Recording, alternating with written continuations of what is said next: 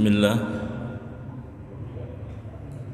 Assalamualaikum warahmatullahi wabarakatuh. Alhamdulillahi wa kafa. Wassalatu wassalamu ala nabiyil mustafa wa ala alihi wa sahbihi ali sidki wal wafa. Wa kafa billahi syahida. Ashhadu an la ilaha illallah wahdahu la syarika lah. Wa asyhadu anna Muhammadan abduhu wa rasuluhu la nabiyya wa la rasula ba'dah. Qala Allah ta'ala a'udzu billahi minasy syaithanir rajim. Ya ayyuhalladzina amanu taqullaha haqqa tuqatih wa la tamutunna illa wa antum muslimun. Faqala Nabiyyu sallallahu alaihi wasallam ittaqillaha haitsu ma kun wa adbi sayyi'atal hasanata tamhuha wa khaliqin nasa bi khuluqin hasanin amma ba'd. Rabbi syrah li sadri wa yassir li amri wahlul 'uqdatam min lisani yafqahu qawli. Bapak Ibu jamaah salat maghrib Masjid Cokro Aminoto yang semoga Allah berkahi, semoga Allah rahmati, kita panjatkan puja dan syukur kita kehadirat Allah Subhanahu wa taala yang telah mengumpulkan kita di malam hari ini di masjid yang kita cintai, di Masjid Cokro Aminoto. Semoga setiap langkah yang kemudian kita langkahkan Allah Subhanahu wa taala limpahkan keberkahan. Shalawat dan salam senantiasa tercurah kepada junjungan kita Nabi besar Muhammad sallallahu alaihi wasallam yang kita ikuti sunnahnya dan kita ikuti jejak-jejaknya. Semoga setiap langkah yang kemudian kita langkahkan Allah memberikan kemudahan. Bapak Ibu jamaah salat maghrib yang semoga Allah berkahi, di saat ini dan waktu ini kita berkumpul di sini tidak lupa untuk kemudian saling mengingatkan untuk senantiasa kita perbaiki kualitas niat kita agar Allah Subhanahu wa taala memberikan pahala yang sempurna kepada kita semua. Bisa jadi pertemuan kita di malam hari ini, perkumpulan kita di malam hari ini, majelis taklimnya kita malam hari ini merupakan majelis taklim yang kemudian dirindukan oleh jutaan orang yang hari ini mereka sudah di alam kubur. Sebagaimana Allah Subhanahu wa taala menjelaskan di dalam Al-Qur'an surah Al-Mu'minun ayat yang ke-99 sampai ayat yang ke-100, 101 dan seterusnya. Allah menyebutkan hatta idza jaa ahadahumul mautu qala rji'un la'ali a'malu sholihan. Allah menggambarkan betapa menyesalnya orang-orang yang sudah dan telah meninggal dunia, di mana mereka berdoa kepada Allah, berharap kepada Allah Subhanahu wa taala, yang dimana harapannya kita tahu bersama tidak akan pernah bisa. Ya, dia berharap dengan mengatakan la'alli a'malu sholihan. Ya, seandainya kemudian Allah Subhanahu wa taala memberikan kesempatan untuk kembali hidup ke dunia, ke alam nyata, walaupun kenyataannya di alam nyata banyak begitu kesulitan, banyak begitu ujian yang hari ini kita hadapi. Tetapi ternyata kesulitan-kesulitan, kesusahan-kesusahan urusan hidup kita, baik urusan berkaitan dengan hubungan keluarga maupun berkaitan hubungan kita dengan sesama mukmin, sesama muslim, walaupun kita kesusahan di dalam masalah mata pencaharian, pekerjaan, bahkan pernikahan, tetapi kehidupan yang kemudian hari ini kita lakukan dan kita hadapi ternyata adalah kehidupan yang kemudian sangat dirindukan oleh orang-orang yang telah meninggal dunia. Oleh karena itu Bapak Ibu hadirin, kita harus paham apa sih yang mereka rindukan saat ini, apa sih yang mereka harapkan saat ini, dan apa yang kemudian mereka sesalkan di masa hidup mereka. Ayat tadi menggambarkan ya, la'alli a'malu sholihan. Kalau kemudian orang mati bisa hidup kembali di dunia ini, walaupun beberapa menit, walaupun beberapa saat, yang pertama kali kemudian ingin dia lakukan itu adalah a'malu sholihan, ya, beramal soleh, Pak, ya, beramal soleh. Makanya di mukadimah ini tadi saya sampaikan, bisa jadi Pak, duduknya kita di sini, bermajlisnya kita di sini itu sangat dirindukan jutaan orang, bahkan miliaran orang yang sudah meninggal dunia. Maka perlu kita syukuri setiap kajian yang pertama kali disampaikan oleh para mubalik, oleh para ustadz, itu biasanya adalah hamdalah, ya, rasa syukur yang pertama disampaikan, ya, kemudian baru sholawat. Makanya alhamdulillahi wa kafa, selalu alhamdulillah, Pak. Innal hamdalillah, selalu disebutkan syukur dulu. Kenapa? Karena salah satu yang tidak diberikan oleh miliaran orang yang sudah meninggal dunia itu adalah kehidupan, dan kita diberikan kehidupan sampai saat ini, dan artinya kita memiliki keuntungan, ya, memiliki kesempatan, ya, dan kesempatan ini kita tahu bersama bahwa yang disesalkan itu orang-orang setelah meninggal dunia adalah ingin beramal soleh.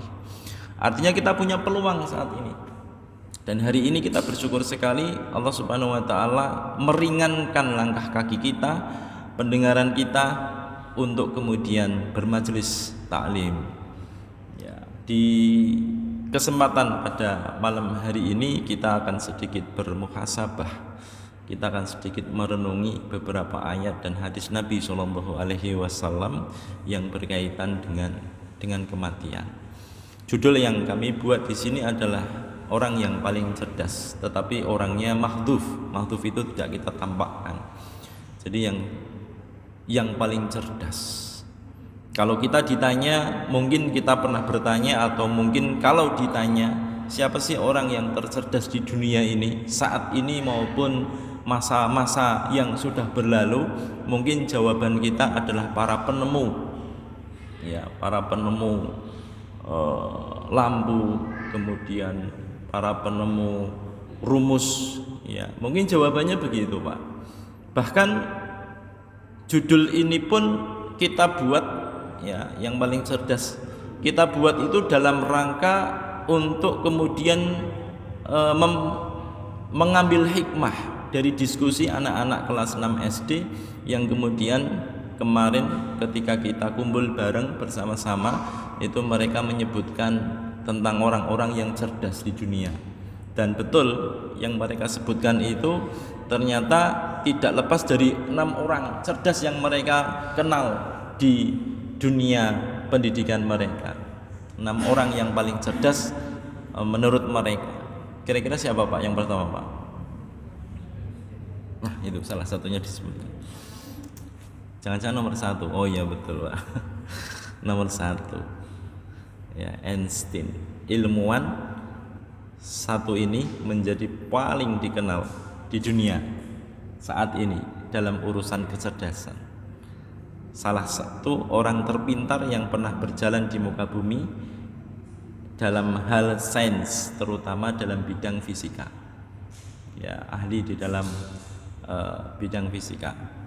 Walaupun kalau kita runtut kembali Bapak Ibu hadirin, ya, baik di fisika maupun di matematika maupun di kedokteran maupun di bidang sains apapun itu, Pak, termasuk pesawat terbang dan sebagainya, itu nanti sumbernya itu satu, ya, sumbernya itu di Al-Quran.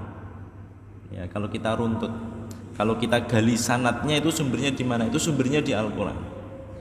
Ya, sumbernya di Al-Quran. Ini yang pertama, Einstein. Yang kedua, yang jelas nama jenengan nggak ada, Pak, di sini, Pak. Yang kedua siapa kira-kira? Iya, mungkin ada nanti, Pak. Isaac Newton. Ya, Isaac Newton itu siapa? Terkenal cerdas. Ya, karena memberikan hukum gerak dan gravitasi. Ya kan, dulu kita pelajari di SD, kita pelajari di SMP, kita juga pelajari di SMA juga kita pelajari, Pak. Dan biasanya selalu muncul ketika ujian. Selalu muncul ketika ujian. Gaya gravitasi. Ya, gaya gravitasi. Yang ketiga kira-kira siapa, Pak? Stephen. Kurang terkenal, Pak ya, Stephen ini, Pak ya. Seorang jenius peringkat teratas, telah membuktikan sebagian besar teori Einstein. Jadi anak buahnya Einstein, ya, Albert Einstein, ya, namanya Stephen. Yang keempat, Galileo. Galileo tahu ya? Kelas berapa dulu mempelajari Galileo, Pak? Ya, teleskop. Adanya kamera hari ini, kamera yang jenengan pegang itu. Ya, kemudian berbagai macam temuan. Namanya Galileo. Ini kalau anak sekarang ditanya, Pak, siapa orang tercerdas, berarti menyebutkan 6 ini. Yang kelima, Hitler, Pak. Ya. Hitler itu terkenal apanya, Pak? Kalau disebut Hitler gitu di benak kita terkenal apanya? Hah? Iya, terkenal kejamnya kan? Terkenal kejamnya. Tapi ternyata cerdas juga, Pak. Ini, Pak. Orang mau berbuat jahat itu harus cerdas. Apalagi orang berbuat baik, ya, dia harus cerdas. Ya. Hitler, ya, termasuk urusan militer cerdik, ya. Urusan militer itu sangat cerdik. Jerman, ya, pada waktu itu. Kemudian William, penulis naskah legendaris dan terbesar sepanjang sejarah. Kemampuannya untuk berpikir dari perspektif yang berbeda membawanya sebagai penulis yang jenius. Salah seorang penulis, sejarawan legendaris, ya, namanya William. Ini kalau kita sebutkan siapa orang tercerdas, anak-anak sekarang kelas 6 SD bisa menyebutkan ini. Dan ini biasanya muncul dalam ujian. Ya. Yang menjadi pertanyaannya adalah sekarang, siapa sih orang tercerdas menurut Nabi Sallallahu Alaihi Wasallam? Orang yang cerdas menurut Rasulullah Sallallahu Alaihi Wasallam. Kalau kita sebutkan orang tercerdas dengan berbagai macam hasil penemuannya, mungkin di antara kita itu tidak termasuk di dalamnya, Pak.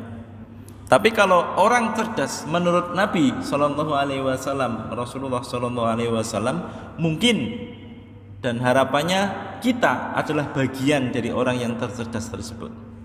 Siapa orang yang tercerdas menurut Nabi? Hadis riwayat Umar bin Khattab radhiyallahu an, khalifah kedua setelah Abu Bakar As-Siddiq, yang telah memimpin selama kurang lebih 10 tahun, dan 10 tahun kepemimpinannya beliau telah menaklukkan Persia, termasuk Palestina, termasuk beberapa kerajaan cabang di kerajaan Romawi. Itu Umar bin Khattab, khalifah kedua. Apa kata beliau? Ataitun Nabi sallallahu alaihi wasallam asyira asyaratin. Ya. Kami bersama 10 orang, aku menemui Nabi sallallahu alaihi wasallam. Ataitun Nabi, aku telah menemui Nabi sallallahu alaihi wasallam bersama 10 orang. Faqala rajulun minal ansar. Salah seorang di antara kami yang kebetulan dari Ansor, ada Muhajirin. Ya, Ansor itu berarti orang yang tinggal di Mekah apa di Madinah? Di Madinah, di Yasrib, ya, Ansor. Kalau Muhajirin berarti orang yang hijrah, berarti di Mekah ke Madinah. Salah seorang Ansor laki-laki bertanya kepada Nabi SAW, "Man aqyasun nasi wa akramun nasi ya Rasulullah?" Pertanyaannya juga cerdas, Pak. Ya, pertanyaannya juga cerdas. Ya, siapa orang yang paling cerdas dan mulia wahai Rasulullah? Kalau ditanya begitu, mungkin penanya, Pak, itu dia akan mengatakan mesti Rasulullah jawab, "Oh, saya yang paling cerdas dan paling mulia." Ternyata enggak jawaban Rasulullah. Ya, jawaban Rasulullah itu selalu memberikan harapan kepada umatnya. Ya, untuk menjadi yang terbaik, untuk menjadi baik dan untuk menjadi bagian di dalam kebaikan tersebut. Ya, kemudian Nabi menjawab, faqal aksaruhum zikra lil mauti. Ya, orang yang cerdas menurut Nabi SAW adalah orang yang paling banyak mengingat kematian. Ya, paling banyak mengingat kematian. Makanya dalam sebuah riwayat, aksiru dzikra hadimil ladat, ya, kata Nabi, perbanyaklah kalian mengingat pemutus segala kenikmatan di dunia, kematian. Kalau kita renungkan memang betul, Pak. Orang kalau sudah sakaratul maut, orang kalau sudah sakit saja, Pak, ya, itu dikasih makanan yang terenak di dunia ini itu sudah tidak mau. Ya, sakit gigi saja nggak enak itu, Pak. Pernah, Pak, ya, sakit gigi, kemudian lapar perutnya, kemudian tapi kita nggak enak makan, rasanya makannya nggak enak. Ya, padahal baru dicabut satu nikmat, ya, diambil nikmat giginya saja itu, Pak. Itu rasanya sudah uring-uringan. Ya, apalagi orang yang kemudian sedang sakaratul maut. Ya, dikasih uang banyak itu, Pak, ini saya kasih uang sekoper gitu, Pak. Itu enggak bakalan kemudian dia bangun lagi terus sehat, enggak. Ya, dia enggak butuh itu. Ya, yang dia butuhkan adalah sehat. Ya, yang dia butuhkan adalah sehat. Dikasih uang 1 miliar, Pak, orang sehat, orang sakit mengorbankan uang 1 miliar, 2 miliar itu gampang sekali, Pak. Berapapun harta yang dia miliki, asalkan dia sehat, dia korbankan semua. Ya, dia korbankan semua. Punya tanah, jual demi kesehatan. Punya kendaraan, jual. Punya rumah, ya, jual semua. Ya, demi kesehatan, asalkan dia bisa sehat. Dan ternyata, Pak, kita itu diberikan kesehatan. Ya, hari ini itu diberikan kesehatan yang kemudian banyak di antara saudara-saudara kita yang hari ini sedang diberi sakit. Ya, diberi sakit. Dan ini luar biasa, patut untuk kemudian kita syukuri. Kemudian Nabi menjawab adalah wa asyadduhum istidadan lahu. Dan orang cerdas adalah orang yang mempersiapkan, ya, untuk menghadapi kematian. Ya, mempersiapkan untuk menghadapi kematian. Makanya para sahabat Nabi SAW itu, Bapak Ibu hadirin, itu mereka selalu berpikir cerdas, Pak. Orientasi yang kemudian yang kemudian ada di benak mereka itu selalu orientasinya akhirat. Ya, orientasinya akhirat, bukan orientasinya di dunia. Ya, tetapi di akhirat. Makanya mereka dicaci, dimaki, difitnah, ya, dikata-katakan itu mereka tidak bakalan marah, Pak. Bahkan ada salah seorang sahabat yang dia itu sengaja lewat depan orang yang jahil, kumpulan orang-orang juhala, kumpulan orang-orang yang jahil, yang dimana ketika ada orang muslim yang lewat di situ mesti diunekke itu apa ya? Dihina. Itu sengaja dia lewat depan situ. Kenapa? Karena dia tahu orang yang menghina, orang yang dihina itu dosanya diambil oleh yang menghina. Ya, diambil oleh yang menghina, Pak. Dan pahalanya orang yang menghina bisa diberikan kepada orang yang dihina. Ya, orang yang difitnah itu diambil sedang dosanya, Pak. Orang yang dituduh difitnah itu dosanya sedang diambil. Jadi dia tidak bakalan marah. Makanya perhatikan sikap dan sifatnya para sahabat Rasulullah itu, mereka tidak mudah marah ketika yang diambil haknya itu adalah kaitan dengan kepribadiannya. Ya, hampir tidak ada yang kemudian mereka marah kemudian membalas ya dengan balasan yang lebih merendahkan, tidak ada. Ya, tapi mereka kadang malah sengaja ya supaya dihina ya, untuk menghapus dosa dan kesalahannya ya, lewat depan orang yang senang menghina. Ini salah satu orang yang cerdas. Ulaika humul aqyasu zahabu bisyarfid dunya wa karamatil akhirah. Kemudian Nabi melanjutkan, mereka itu adalah pergi dengan membawa kemuliaan dunia dan kehormatan akhirat. Hadis riwayat Ibnu Majah. Jadi orang yang cerdas adalah orang yang senantiasa mengingat kematian dan kemudian dia mempersiapkan bekal ya, mempersiapkan bekal untuk menghadapinya. Hikmahnya apa? Setelah kemudian mereka ingat mati, satu hikmahnya itu sebenarnya adalah melapangkan dada ya, melapangkan dada, menambah ketinggian frekuensi ibadah kita ya, melapangkan dada, menambah ketinggian frekuensi ibadah kita, Pak. Kalau hari ini Pak kita sedang susah ya, dililit utangnya banyak dan bahkan harus setoran ke sana ke sini, dikejar-kejar rentenir ya, itu pusing banget Pak ya, pusing banget. Maka pada saat itu yang paling bisa menenangkan di antara sekian banyak ibadah itu mengingat mati ya, mengingat mati. Kalau sholat Pak itu kadang tidak bisa Pak ya, dia sholat tapi masih ingatnya itu di benaknya ada rentenir saja begitu Pak, tidak bisa menenangkan. Tapi kalau dia datang ke kuburan, ke makam, kemudian di sana dia merenung, itu malah bisa menenangkan ya, bisa menenangkan. Sholatnya nggak khusyuk Pak kalau sholatnya nggak khusyuk. Maka salah satu hikmah kenapa kita diperintahkan untuk mengingat mati itu bisa melapangkan dada ya, dan menambah frekuensi ibadah kita ya.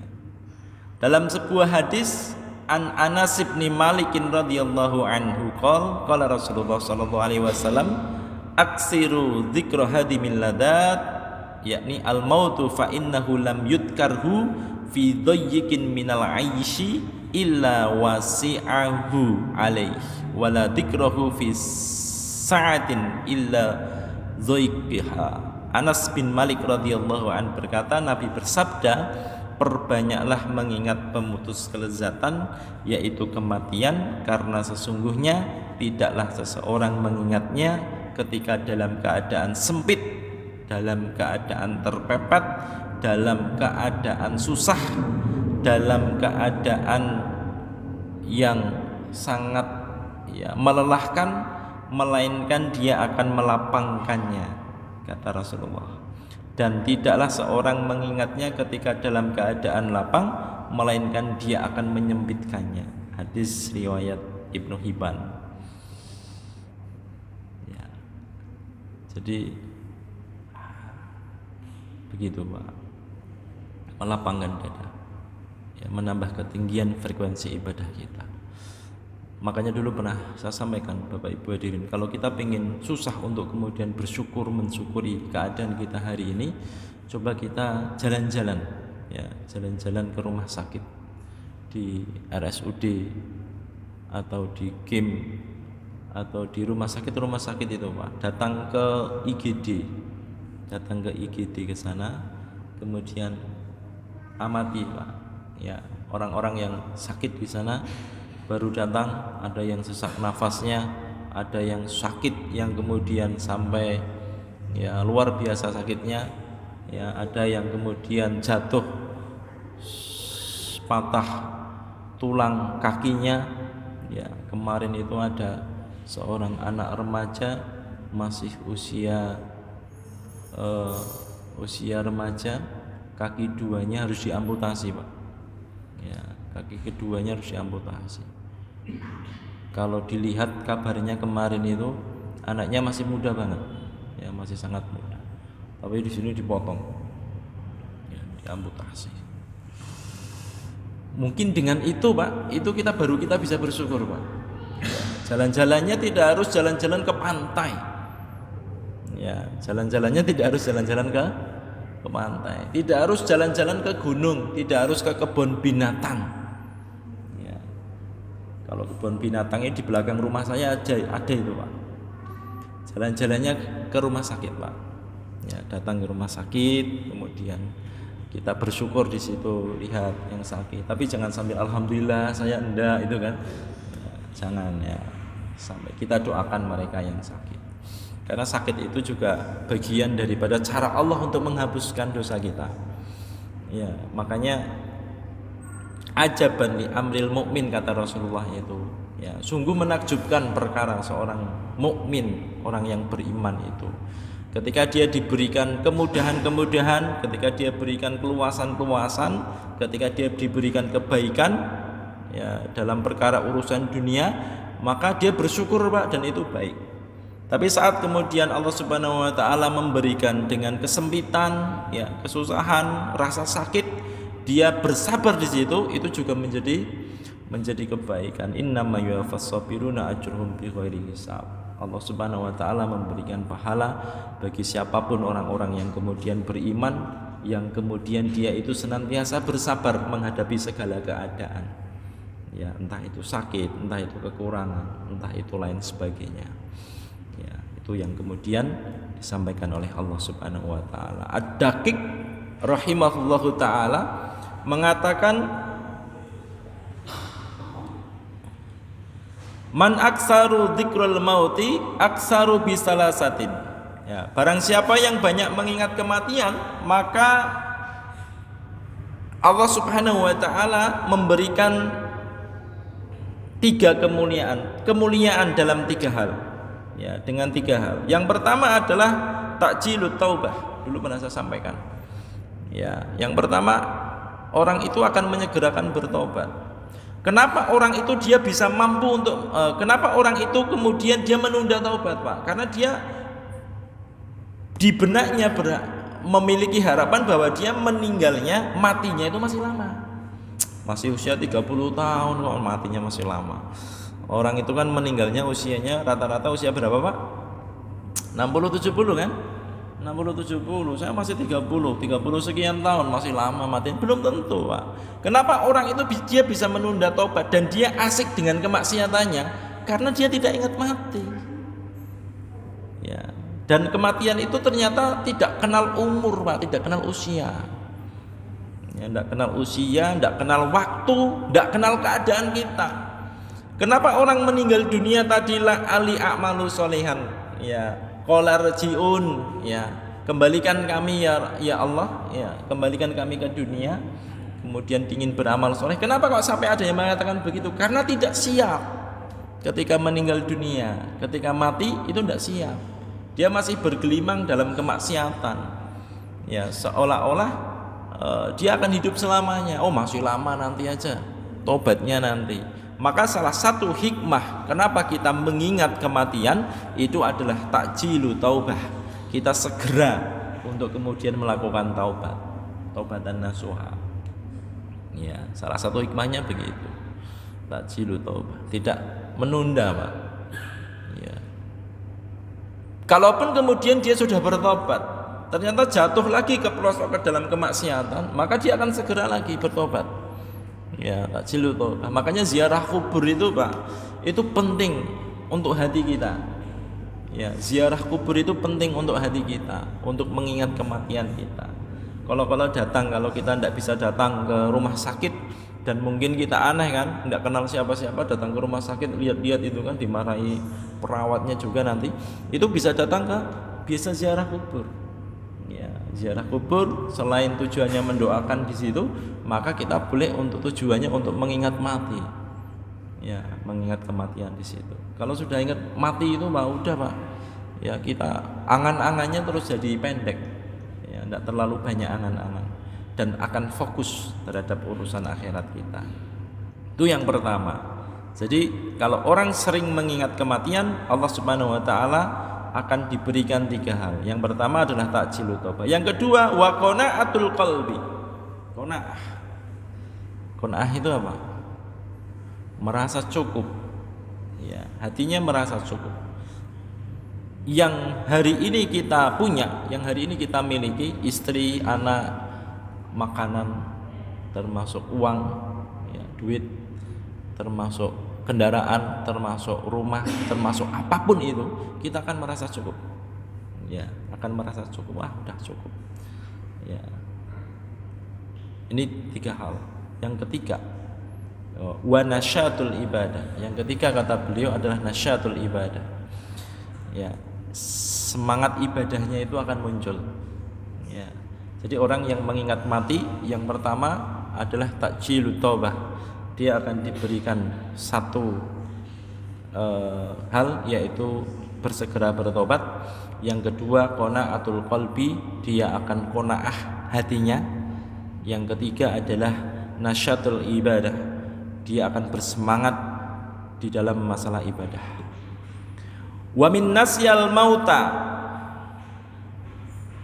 dan barang siapa yang kemudian dia lupa terhadap kematian, artinya dia tidak mengingat kematian, Pak, maka akan diberikan 3 hal juga. Yang 3 hal tadi itu adalah lawan dari yang 3 hal pertama tadi. Apa itu 3 hal tadi? Yaitu taswif, dulu pernah kita sampaikan ya, taswifut taubah ya, tentang taswif dulu pernah kita bahas. Kalau Bapak Ibu lupa ya, biasa ya lupa ya. Tapi taswif ini pernah kita bahas secara detail dulu. Ya, yaitu taswifut taubah, menunda. Ya, menunda untuk bertobat kepada Allah Subhanahu wa taala. Enggak ingat mati, Pak. Oh, masih lama saya nanti matinya. Saya dulu pernah ketemu sama orang, memang usianya udah sepuh, Pak, sekitar 85 tahun. Tapi Allah Subhanahu wa taala berikan dia karunia tubuh yang kuat. Ya, tubuhnya masih ster. Ya, masih kuat. Ya, kemudian kumisnya panjang, berjenggot, dan orangnya kuat. Memang orangnya ini, Pak, orangnya semangat, selalu semangat begitu. Ketika ngobrol-ngobrol begitu, usianya berapa, saya kaget, usianya 85 tahun. Wah, kayak masih usia 50 tahun gitu kan. Iya, saya pengen hidup sampai usia 120 tahun kabarnya, Pak. Ya, sampai usia 120 tahun saya pengen hidup. Tapi ternyata setelah dia ngomong begitu, beberapa bulan kemudian meninggal, Pak. Ya, beberapa bulan kemudian meninggal. Saya dikabari sama teman saya itu, Pak, ini sudah meninggal beliau begitu. Innalillahi wa inna ilaihi raji'un. Ya. Hati-hati, Pak ya, kalau pengen saya pengen nanti ya, itu masih rahasia ya, rahasia Allah Subhanahu wa taala. Yang kedua adalah wa tarkur ridha bil kafaf. Yang kedua adalah orang yang tidak mengingat kematian, dia tidak ridho dengan keadaan. Ya, dengan keadaan yang kemudian hari ini dia hadapi, hari ini dia keadaan hari ini. Ya, dia tidak ridho, Pak. Ora seneng urip ning donya kaya iki. Pingine sing neko-neko ya, pingin masuk-masuk. Ya, saya pingin begini, pingin itu, pingin punya ini, pingin punya itu. Yang ketiga, yang keempat adalah yang ketiga adalah watakasul fil ibadah, kaslan, ya, malas beribadah. Ya, ini lawan dari 3 hal tadi. Ini ada di dalam karya Imam Al-Qurtubi ya, disampaikan oleh Imam Al-Qurtubi. Ini salah satu hikmahnya. Jadi ada 3. Satu, mengingat mati itu adalah takjilut taubah, qanaah, dan nasyad, ya, semangat di dalam masalah ibadah. Maka perlu kita untuk renungi bersama ayat yang tadi buat mukadimah tadi, hatta idza jaa ahadahumul mautu qala rabbirji'un la'alli a'malu sholihan, dan seterusnya. Quran surat Al-Mu'minun 99 sampai 100 dan seterusnya, hatta sampai hingga idza jaa, jika apabila datang ahadahum kepada mereka, salah satu kepada mereka, al-mautu kematian, qala rabbi irji'uni, ya Allah, kembalikan aku, ya, kembalikan aku ke dunia. Irji'u dari kata roja, yarji'u, irji'uni, Rabbi irji'uni mahdhuf. Ya, kembalikan aku ke dunia. Ini yang dirindukan orang-orang yang sudah meninggal dunia, Pak. La'ali a'malu sholihan, ya, supaya aku itu bisa beramal sholih. Walau taro idil mujrimuna nakisu ru'usihim inda rabbihim rabbana absorna wa sami'na farji'na na'malu sholihan inna muqinun. Ini penyesalan orang-orang mujrim. Mujrim itu apa, Pak? Mujrim itu orang-orang yang pendosa. Mujrimun. Ya ayyuhal mujrimun biasanya begitu. Orang-orang yang pendosa. Orang-orang yang masih dalam kemaksiatan, bergelimang dengan berbagai macam kemaksiatan. Ya. Walau taro idil mujrimun, dan alangkah ngerinya jika sekiranya kamu melihat ketika orang-orang pendosa itu menundukkan nakisur usahum, ya, mereka menundukkan kepala mereka, kepalanya di hadapan inda rabbihim, di hadapan Rabb mereka. Jadi mereka tidak berani untuk dengok gini, Pak. Mereka menunduk. Dan biasanya orang yang bersalah itu menunduk, Pak. Ya, merasa salah itu biasanya menunduk. Nggih, Pak. Kula kelintu ngapunten. Ya, dan ini nanti mereka orang-orang yang bermaksiat ketika di dunianya, Pak, itu semuanya menunduk semua di hadapan Allah Subhanahu wa taala. Ya, dan mereka menyesali. Dan mereka berdoa, Rabbana, ya Rabbku absorna, kami telah melihat, ya, wasami'na, dan kami telah mendengar, farji'na na'malu sholihan inna muqinun, maka kembalikan kami ke dunia, kami akan mengerjakan amal soleh, sesungguhnya kami adalah orang-orang yang yakin. Kira-kira bisa tidak kembali ke dunia? Tidak bisa, ya, sudah tidak bisa lagi. Banyak, Pak, ayat-ayat yang mirip seperti ini, yang intinya dia ingin kembali dan ingin beramal soleh, itu banyak. Ya, tidak disebutkan 1, 2, 3 ayat, bahkan sampai puluhan ayat. Ya, yang intinya mereka ingin kembali, dan ini penyesalan mereka. Ya, penyesalan mereka saat mereka sudah meninggal dunia. Hari ini kita masih diberikan hidup, Pak. Hari ini Allah masih memberikan kehidupan kepada kita, artinya Allah masih memberikan kesempatan kita supaya nanti kita di sana tidak menyesal. Ya, karena penyesalan yang digambarkan oleh Allah Subhanahu wa taala dalam Al-Qur'an surat As-Sajdah ayat 12 ini itu mengerikan sekali. Rabbana absorna wa sami'na farji'na na'malu sholihan inna kunna muqinun. Ya, saya yakin, saya mendengar, saya melihat, ya, kembalikan kami ke dunia. Ya, kembalikan kami ke dunia, na'malu sholihan, ingin beramal soleh. Di dalam Quran surat Al-Munafikun juga sama, ayat 10, 9, 10 sampai 11. Yang sering kita bahas, ya ayyuhalladzina amanu la tulhikum amwalukum wala auladukum an dzikrillah. Wahai orang-orang yang beriman, janganlah la tulhikum amwalukum wa auladukum, janganlah harta kalian. Harta itu termasuk pekerjaan itu, Pak. Pekerjaan, kemudian anak-anak, ya, anak-anak kita itu melalaikan kita dari mengingat Allah Subhanahu wa taala. Kita sering, banyak orang menyelamatkan pekerjaannya, dia meninggalkan sholatnya. Ya, menyelamatkan pekerjaannya, dia meninggalkan sholat yang diwajibkan oleh Allah, zat yang memberi pekerjaan. Ya kan? Kan sebenarnya begitu, Pak. Jadi ada orang menyelamatkan pekerjaannya, tapi dia meninggalkan sholat, yang dimana sholat ini diwajibkan oleh zat yang maha pemberi, yang memberikan pekerjaan kepadanya. Ya, kan kebalik, Pak, kalau kita berpikir, ya kan kebalik, Pak. Harusnya menjadi skala prioritas. Apa yang kita miliki hari ini itu adalah titipan dari Allah Subhanahu wa taala, yang dimana Allah Subhanahu wa taala itu mewajibkan kepada kita untuk melakukan beberapa ibadah. Salah satunya adalah sholat 5 waktu. Ya, salah satunya adalah sholat 5 waktu. Maka kadang kita lebih menyelamatkan pekerjaan kita yang diberikan oleh Allah dibandingkan melaksanakan kewajiban yang diwajibkan oleh Allah Subhanahu wa taala. Terbalik, ya, terbalik. Dan kadang anak-anak juga melalaikan kita, Pak. Anak-anak kita di rumah kadang menjadi ujian bagi kita. Ya, menjadi ujian bagi kita. Wa anfiqu mimma razaqnakum min qabli ayyatiya ahadakumul maut. Dan kita diperintahkan untuk berinfak, bersedekah. Ya, berinfak, bersedekah sebelum datang kematian.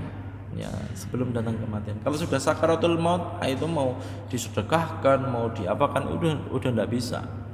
Ya, sudah tidak punya pikiran. Mungkin punya pikiran begitu, Pak, karena ketika orang sakaratul maut itu dosa-dosanya kadang dibuka, memori-memori kezaliman dahulu itu dibuka. Ya, dulu pernah begini-begini, pingin untuk kemudian menyelesaikan di dunia, tidak ingin kemudian sampai meninggal dunia. Ya, dibawa mati. Kalau kita punya urusan dengan manusia, Pak, selesaikan di dunia. Jangan sampai dibawa mati. Repot nanti di sana. Kalau di dunia mau apa saja kita masih bisa. Tapi kalau di akhirat sana, Pak, kita susah nanti. Tawar-menawarnya susah. Ya, karena masalah surga dan neraka. Kalau kita punya urusan kepada siapapun di dunia ini, segera selesaikan. Ya, segera selesaikan. Jangan menunda. Ya, kalau menunda berarti dia tidak ingat mati. Kalau ingat mati, mesti dia akan segera selesaikan. Urusan apapun itu, urusan pernah berselisih, ya, urusan pernah berdebat, habis itu sampai 3 hari 3 malam ketemu, sampai tidak bertanya, bahkan salam saja tidak dijawab, sampai 1 tahun, 2 tahun, 3 tahun tidak pernah ketemu, sekali ketemu juga masih ingat yang masa lalu. Nah, itu segera dihilangkan. Ya, segera dihilangkan. Makanya susah sekali itu, Pak. Jadi hati kita itu sangat susah sekali jika kita itu memiliki rasa benci kepada siapapun, kepada orang lain. Ini akan menjadi susah. Ketemu dia yang tadinya bahagia jadi tidak bahagia, jadinya sedih begitu. Harus segera selesaikan, Pak, urusan dunia. Ya, urusan dunia harus segera selesaikan. Supaya tidak menjadi beban ketika nanti sakaratul maut dan ketika meninggal dunia di akhirat nanti, di alam kubur nanti. Selesaikan. Wa anfiqu mimma razaqnakum min qabli ayatiya ahadakumul maut fayaqula rabbi laula akhartani ila ajalin qarib. Ya, ketika sakaratul maut itu sudah ada, sudah nyawanya sudah sampai kerongkongan, dicabut dari ujung kaki, naik ke atas sampai ke kerongkongan, kemudian dia baru mikir laula akhartani ila ajalin qarib, seandainya engkau hentikan ya maut ini, kematian ini, kemudian kamu sehatkan lagi aku, fa asaddaqa wa akum minas solihin.